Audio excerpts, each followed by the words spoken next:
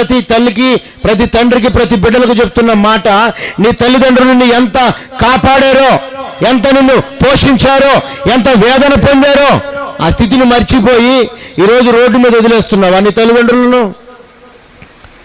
వారు చెప్పే మాటను పక్కన పెట్టేసి, వారి చిత్తాన్ని పక్కన పెట్టేసి నువ్వు పరుగులెత్తుతున్నావేమో, అది నీకు క్షేమము కానే కాదు. నీ తల్లిదండ్రులు ముదిమి వచ్చినప్పుడు, చిన్న పిల్లవాడప్పుడు నీ తల్లిదండ్రులను ఏ రీతిగా నిన్ను సాకారో, పెద్దవారైన తర్వాత ముదిములో వాళ్ళు చిన్నపిల్లలుగా మారుతారు, నువ్వు తల్లిదండ్రులుగా మారాలి.